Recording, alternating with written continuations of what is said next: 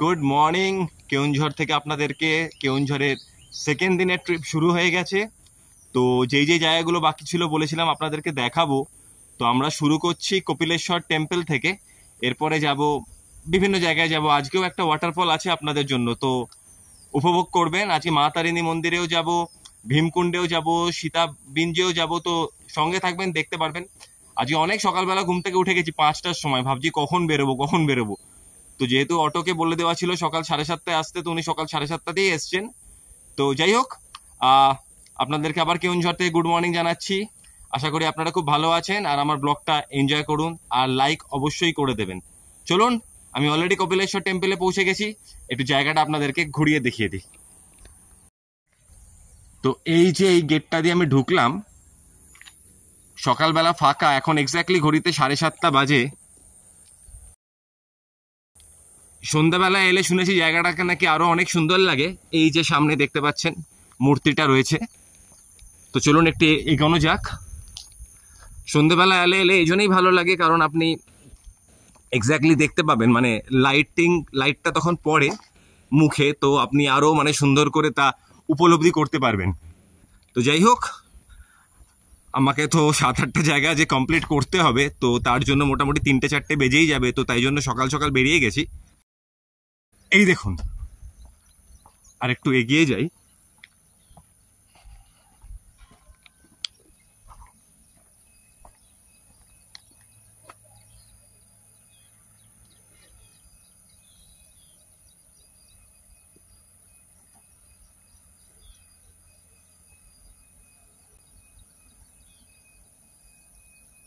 অর্ধনারীশ্বরও বলা হয়।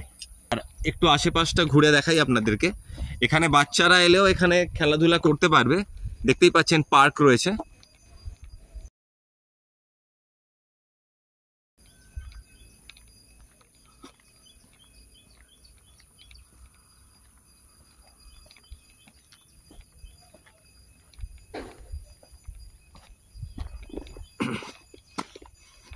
এখানে একটা গেট রয়েছে, তো কপিলেশ্বর বলে মনে হয় ওই ভেতরেই রয়েছে। বাইরে যে মূর্তিটাকে দেখালাম আপনাদেরকে সেটাকে অর্ধনারীশ্বর বলে, বাট যাই হোক আমি ভেতরে গিয়ে বলছি। পুরোহিত মশাইরা চলে এসছে, বোঝাই যাচ্ছে এখন পরিষ্কার পরিচ্ছন্ন চলছে আর কি, ক্লিনিং চলছে।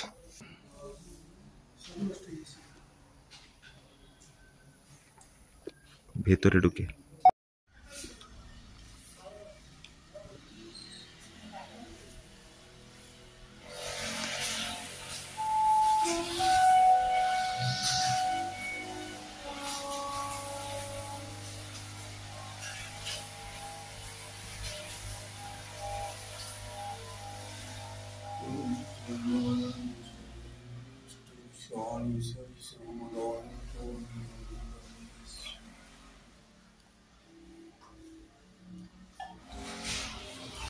তো ভেতরে পুরোহিত মশাইকে জিজ্ঞেস করলাম, তো উনি বললেন কি কপিলেশ্বরের মন্দির আমি আপনাদেরকে এক্ষুনি যেটা দেখালাম, আর আমার সামনে বলতে আমার পেছনে যিনি দাঁড়িয়ে আছেন ওটা হচ্ছে অর্ধনারীশ্বর, শিব আর পার্বতী। আশা করি আপনাদের খুব ভালো লেগেছে।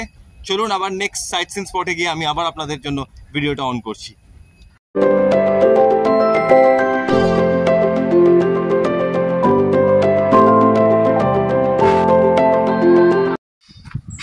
আবার ভিডিওটা অন করলাম, কাঞ্জারি ড্যামের সামনে এসে পৌঁছেছি। চলুন ঢুকবো।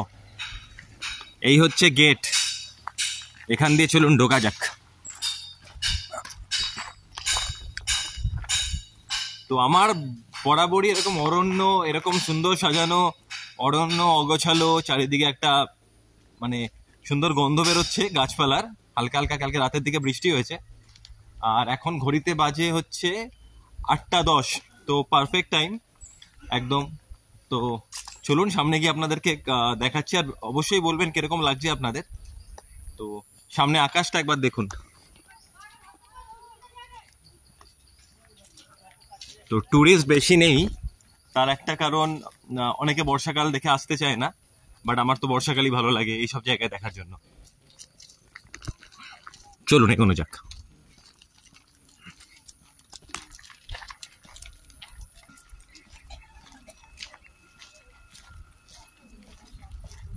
लॉक गेट उधर है ना, लॉक गेट है।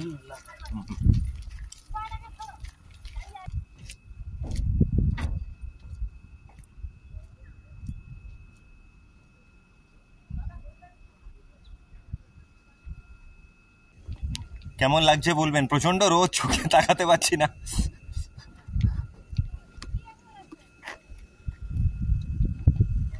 কালকে যে ড্যামটায় গেছিলাম ওটার নাম ছিল বড়া গাগরা ড্যাম, আর এটা হচ্ছে কাঞ্জারি ড্যাম।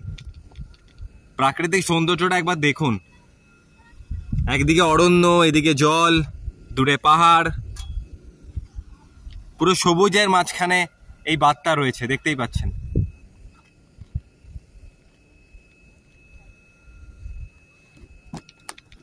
তো আরেকটু এগিয়ে যাব, এগিয়ে গিয়ে আপনাদেরকে লক গেটটাও দেখাবো। তো আমার সেই বারান্তি ট্রিপের কথা মনে পড়ে যাচ্ছে, যখন আপার ড্যামে আমি গেছিলাম, তো সেম লুক।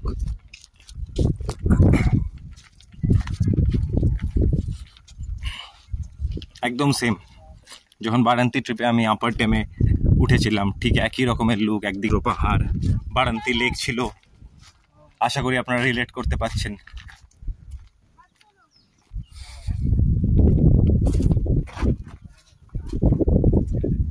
তো লক গেটটা হচ্ছে এখানে।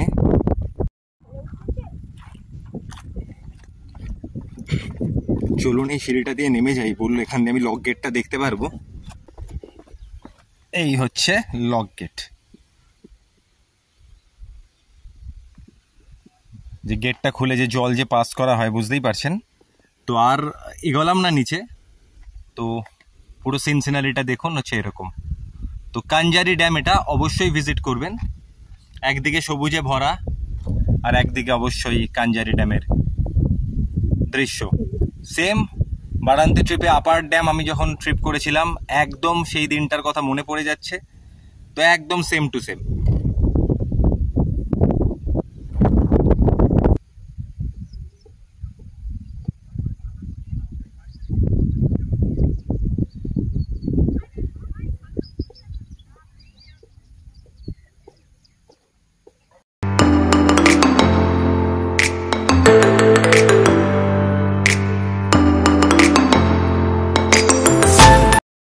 আবার ভিডিওটা অন করলাম, সেকেন্ডের 3য় নম্বর জায়গায় এলাম আমি।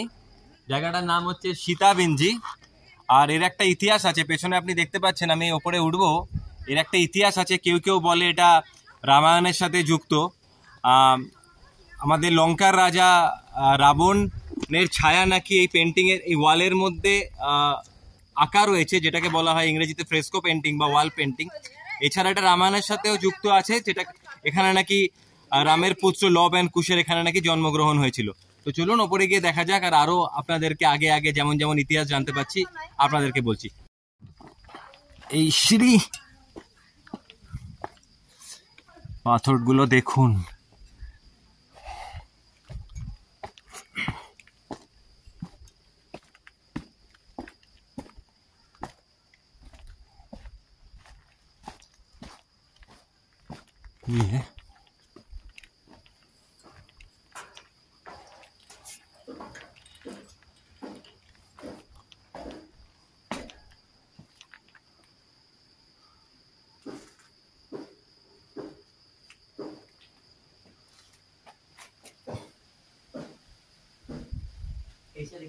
তো এই যে দেখতে পাচ্ছেন, আমি আঙ্গুল দিয়ে আপনাদেরকে দেখাচ্ছি, এই যে রাবণ, লোকালে এখানে নানা বিশ্বাস করেন এটা হচ্ছে রাবণের মূর্তি, রাবণের পেন্টিং আঁকা রয়েছে। এটাকে ফ্রেস্কো পেন্টিং বলে, ওয়াল পেন্টিংকে আমরা জানি ফ্রেস্কো পেন্টিং বলে। তো রাবণও ছায়া বলা হয়, মানে রাবণের যে ছায়াটা পড়েছেন সেটাই এই পাথরের মধ্যে আঁকা হয়েছে। আর এটা দেখতে পাচ্ছেন ঘোড়া। তো এটা এখানকার লোকাল লোকেদের এটা বিশ্বাস। এর আরও ইতিহাস আমি জানাবো। যেমন বললাম, শ্রী রামচন্দ্র ছেলে লব আর কুশেরও এখানে জন্মগ্রহণ হয়েছে। চলুন এগোনো যাক।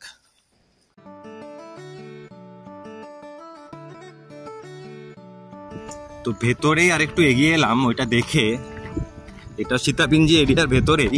তো এখানে আরেকটা জায়গা দেখার আছে, লব কুশের ব্যাপারে কিছু বললো, তো ঢুকে দেখছি।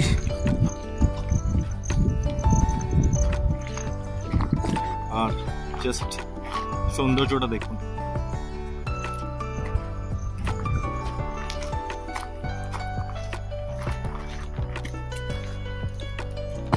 এই ঢুকলাম।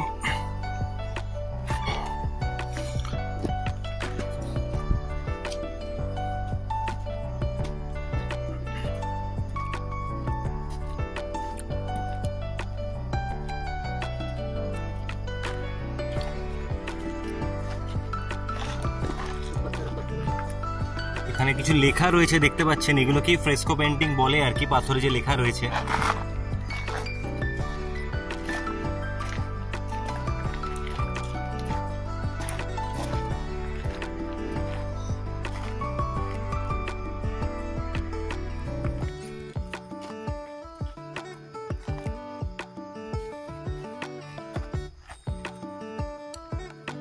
ये पूरा एरिया सीतापिंजी है ना?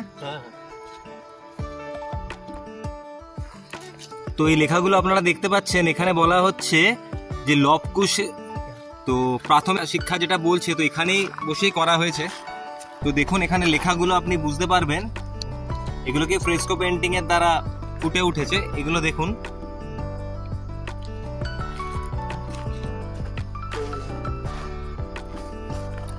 দেখুন এগুলো। তো এগুলোকে ফ্রেস্কো পেন্টিং বলছে। দেখুন লবকুশের প্রাথমিক শিক্ষা এখানেই হয়েছিল, সেগুলোই পাথরের মধ্যে লেখা রয়েছে। কেমন লাগছে বলবেন। তো আপনারা লবকুশের প্রাথমিক শিক্ষাটা দেখলেন, পাথরের ওপর কিরকম ভাবে লেখা রয়েছে প্রাথমিক শিক্ষা লবকুশ যখন জন্মায় কি করে হয়েছে। এবার আমরা যাচ্ছি যেখানে লবকুশ জন্মগ্রহণ করেছেন, সেই জায়গাটাতে আমরা যাচ্ছি, সেটাও সীতাপিঞ্জির ভেতরেই। তো যেমন বললাম, এবার চলে এলাম, আবার ভিডিওটা অন করলাম। এবার এখানে আমরা এসেছি সীতাপিঞ্জির ভেতরেই, যেখানে লবকুশ জন্মগ্রহণ করেছিল। চলুন দেখাই। লবকুশের জন্মস্থান এখানে, যেখানে লবকুশ জন্মগ্রহণ করে। দেখা যাক, চলুন সিঁড়ি দিয়ে উঠি।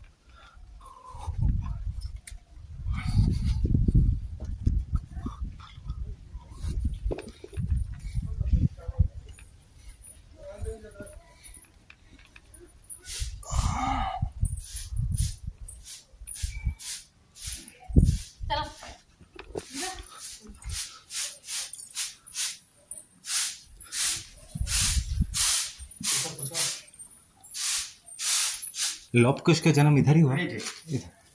कहाँ से देखूं? इधर से देखना पड़ेगा।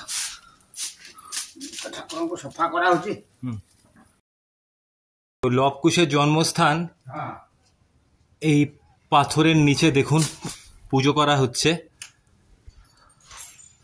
এটা একদম মাথা নিচু করে আপনাদের যেতে হবে, নাহলে যেতে পারবেন না। একদম পাথরের মাথা নিচু।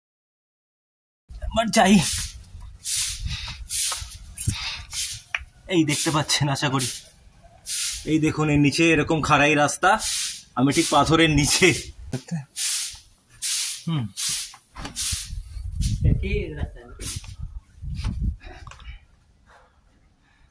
আপনাদের জন্য এলাম, পাথর ফাথর ডিঙিয়ে একদম বাবারে।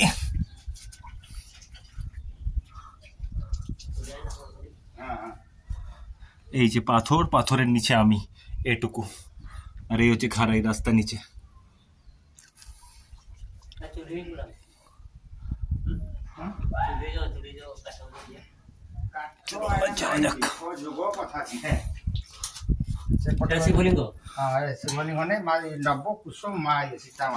লবকুশ কোথায়? কুশো কাহা? আচ্ছা লব ये আচ্ছা वो লব माँ सीता देवी। মা সীতা দেবী हाँ लव कुश লব कुश কুশ। उधर क्या ওই এখানে অনেকে মানতও রাখে। আপনারা দেখতে পাচ্ছেন এই যে ঘোড়ার এই যে ছোট ছোট আইডলগুলো রয়েছে, মূর্তিগুলো, এখানে অনেকে মানতও রাখে যাদের বাচ্চা কাচ্চা হওয়া নিয়ে সমস্যা হয়, তো এখানে মানতও রাখা হয়। তো জাস্ট একটা ইনফরমেশন দেবার। এবার একটু উপরে এলাম, অদ্ভুত রকমের পাথরের ফর্মেশন দেখুন, অদ্ভুত ফর্মেশন একটা, এই দেখুন। খুব সাবধানে আসবেন, বয়স্ক কাউকে পারলে ওপরে নিয়ে আসবেন না, অনেকটাই উঁচু, মানে হাঁটু ফাটু ব্যথা হয়ে যাবে আর কি।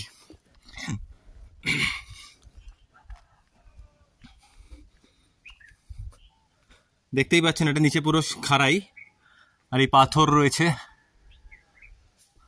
জায়গাটার নাম সীতাবিঞ্জি।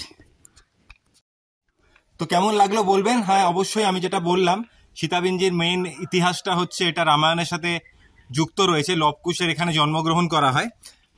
আর যাদের যাদের বাচ্চা কাচ্চা হওয়া নিয়ে সমস্যা তারা এখানে এসে মানত করতে পারেন। তো এখানে এনারা মানা হয় কি এখানে মানত করলে তা সফল হয়।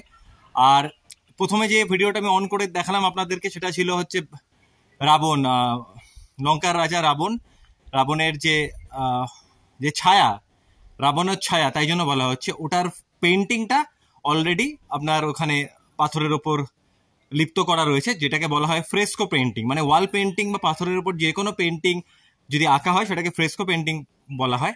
তো আমি আপনাদেরকে দুটো জিনিস দেখালাম, একটা লবকুশের প্রাথমিক শিক্ষা যেখানে হয় সেই পাথরগুলোতে দেখালাম আমি আপনাকে, যেখানে ফ্রেস্কো পেন্টিংয়ের দ্বারা লিপ্ত করা হয়েছে, আর রাবণের ছায়া যেখানে রাবণের ছায়ার ওখানে যে পেন্টিংটা রয়েছে। তো এই দুটোই এখানকার মেইন আর এছাড়া আপনি এখানে এদিকটাতেও আসতে পারেন, এটা সীতাবিঞ্জির ভেতরেই আছে পুরোটা। তো একটু এগিয়ে গিয়ে একটু ওয়াকিং ডিস্টেন্সের মধ্যেই আছে, এরিয়াটা অনেকটা বড়। আর এটা হচ্ছে আপনার যেখানে লবকুশ জন্মগ্রহণ করেন।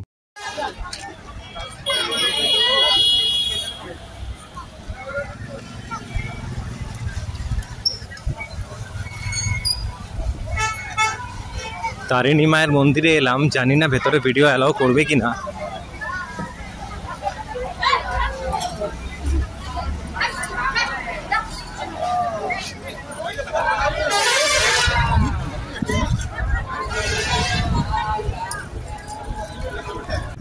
মা তারিণী পীঠ ঘাটগাঁও উড়িষ্যার একটি বিখ্যাত তীর্থস্থান।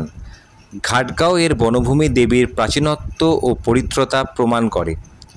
ঘাটগাঁওয়ের মা তারিণী মন্দিরের ইতিহাস অনুযায়ী 1480 খ্রিস্টাব্দে কেন্দুঝর জেলার তৎকালীন রাজা ভঞ্জ পুরী থেকে দেবীর প্রতিমা নিয়ে আসার সময় ঘাটগাঁওয়ের কাছে একটি বনভূমিতে দেবীকে স্থাপন করেন। কিংবদন্তি অনুসারে দেবী তারিণী রাজার সাথে তখনই যাবেন যখন রাজা পেছন ফিরে তাকাবেন না। রাজা কেন্দুঝর পৌঁছানোর আগেই তিনি পিছন ফিরে তাকান, যার ফলে দেবী এখানেই থেমে যান। মা তারিণী মন্দিরের পুজো সেরে এরপরে আমি গিয়ে পৌঁছাই আমার পরের গন্তব্য গুন্দিছাগি ওয়াটারফল। আওয়াজটা শুনতে পাচ্ছেন? না পেলে দেখাচ্ছি।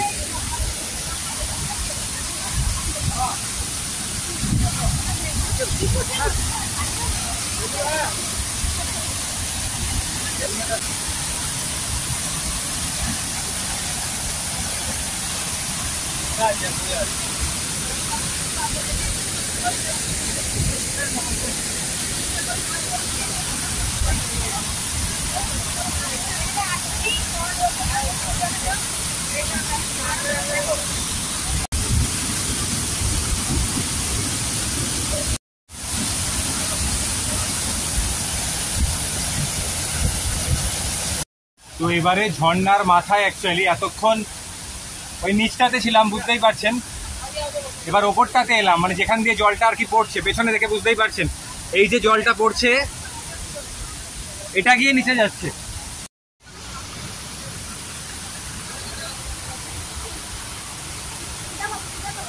এই যে জলটা এটা গিয়ে নিচে পড়ছে।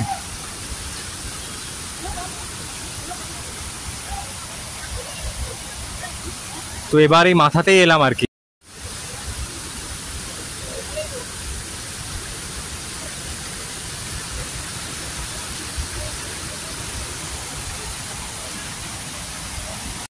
এরপরে আমি গিয়ে পৌঁছাই আমার কেওনঝড় সফরের শেষ গন্তব্যে, নাম ভীমকুণ্ড।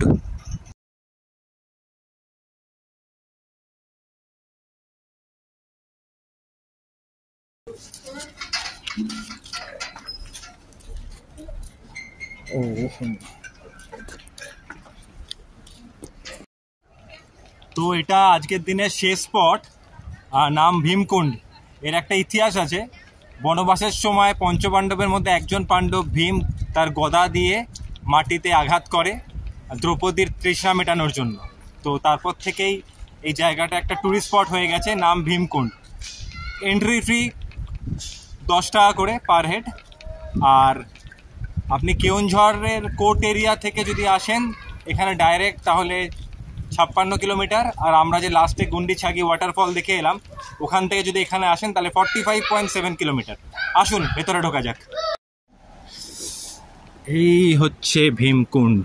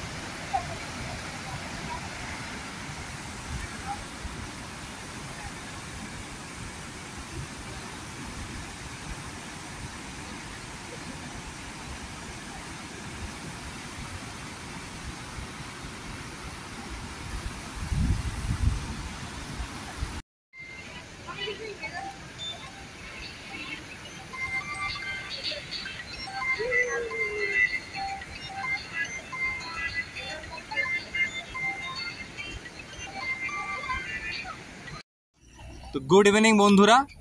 এখনও যদিও সূর্য পুরোপুরি অস্ত যায়নি, তাও মাঝখানে একটু নামলাম। আজকে মোটামুটি 163 কিলোমিটার সাইট সিনের আমাদের যেতে হয়েছে। ভীমকুণ্ডটাই আপনারা দেখেছেন, সেটাই ছিল আজকের দিনের শেষ সাইট সিন। কেওনঝড় ট্রিপ আমার শেষ। ফিরে যাচ্ছি কলকাতায়। রাত্রি 9:30 বাস। অ্যাজ ইউজুয়াল ট্রেনের টিকিট পাওয়া যায়নি, তো বাসে করেই ফিরতে হচ্ছে। আপনাদেরকে অসংখ্য ধন্যবাদ। আপনারা দুদিন ধরে আমাকে সাপোর্ট করেছেন, দুদিন ধরে আপনারা আমার ভিডিওর সাথে যুক্ত থেকেছেন। আশা করি আপনাদের খুব ভালো লেগেছে কেওনঝড় ট্রিপটা। তো আবার দেখা হবে অন্য কোনো শহরে বা অন্য কোনো জায়গায়। খুব ভালো থাকবেন, বাচ্চাদের খেয়াল রাখবেন, বড়দের শ্রদ্ধা করবেন। আর লাস্টে বারবার যেটা বলে থাকি, thank you so much for subscribing my channel love for travelling. খুব ভালো থাকবেন, ধন্যবাদ।